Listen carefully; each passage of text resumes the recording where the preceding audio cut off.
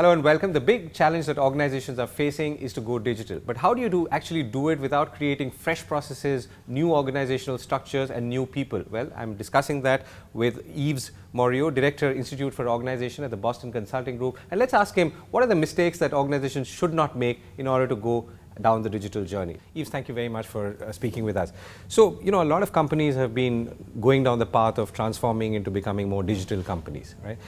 From your understanding, and maybe you can use an example of a consumer-facing company or a consumer brand, what has this process meant so far, and what have companies achieved, and what do they still have to achieve? So this process is part of a longer, broader revolution that basically needs to combine two dimensions: technological innovation, like based on big data, based on artificial intelligence, based on connectivity, processing power, digital, which is as you know, a combination of bigger processing power, more connectivity, and digitization itself. So you need these technological innovations, and this has started a long time ago. If you think about it, the revolution, the IT revolution started in 1969 with the ARPANET, 1971 the first Intel microchip, 1976 the first Apple II, then ERP systems, then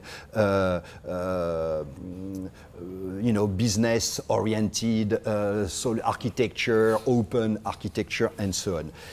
But this is not enough. You need to combine these technological innovations, including digital, with organizational innovations, new ways of managing work, new ways of performing work, new ways of animating, leading work. And here, companies have not evolved. They use the same solutions that they used to use 30, 40 years ago. And today, if you look at digital, what happens? We have a technical innovation, it's called digital. How do organizations handle this innovation? They create a chief digital officer. So you have a new box. And they create digital processes, digital committees, digital business partners in every department. Basically, we add layers of structures, processes, systems that make organizations more and more complicated. We stretch an old organizational models. So today, companies, they need to combine these technical innovations, and here IT, they have done their homework, with organizational innovations. And unless the IT people themselves are able to lead these two battles, not only technical, but also organizational, challenging new structures, questioning new processes, asking business leaders, why do you create this new box, this new committee? What will be the impact on the ways of working? This revolution is not going to take place. And we will have what happened over the last 40 years, a new technical innovation. Now it's called digital. 20 years ago, it was called ERP systems. Before, it was called office automation, and no impact on productivity. If you look at the productivity statistics, despite all these IT innovations, productivity is slowing down. Productivity improvement is slowing down. And this is very dangerous for society, for our standards of living, for countries, for households, for everybody. So it is more than important, it is a vital issue. To come back to your question, digital to me can be either a real boom, a real wonder, or just a new nightmare of complicatedness wave. Right. So if I were to ask you to quote an example, of how a company, maybe without quoting the name, has done the right thing, and maybe one example of a company which has not done the right thing, and what could be the learnings from each of them? Well, in going digital. In doing, an example of company that to me did the right thing is a company that is in the media business. And they have understood that they need to listen to customers and to organize themselves around customer needs, but also technical opportunities, in a way that does not trigger new boxes, new committees, new reporting, new structures, new complicatedness.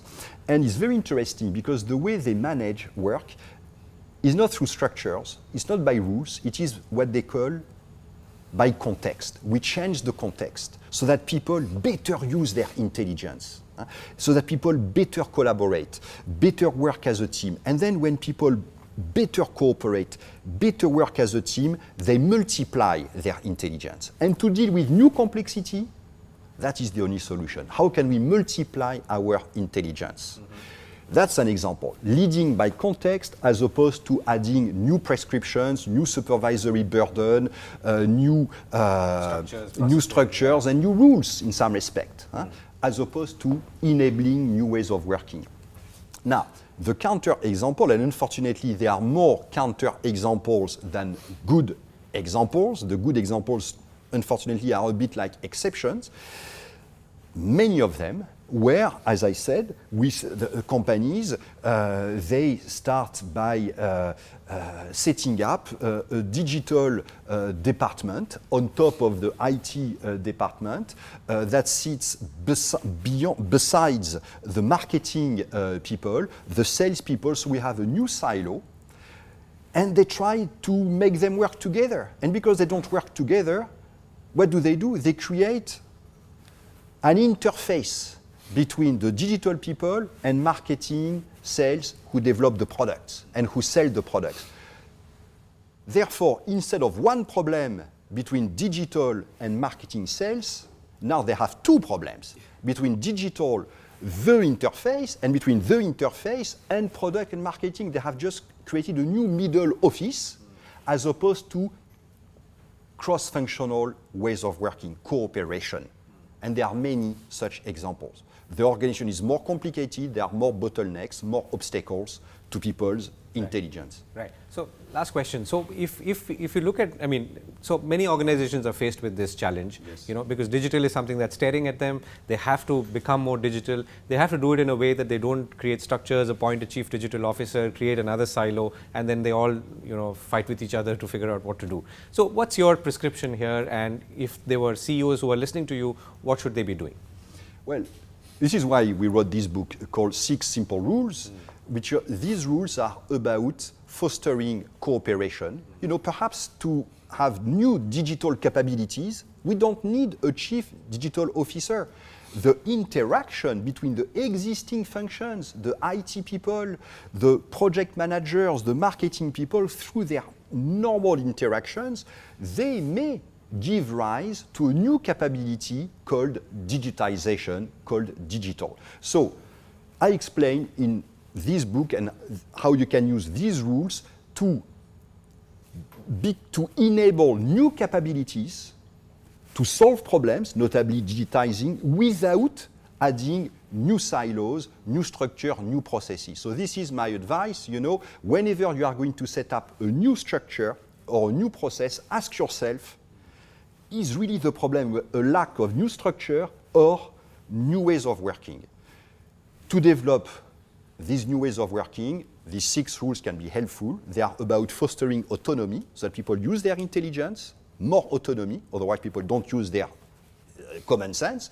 But you want to make sure that this autonomy is not used in a silo way, in a selfish way. You want to make sure that people use their autonomy in the best interest of the group, of the company. So this is why you have 3 other rules, not only 3 for autonomy, but 3 to make sure people use their autonomy in the best interest of the company, of its performance, and of its evolution.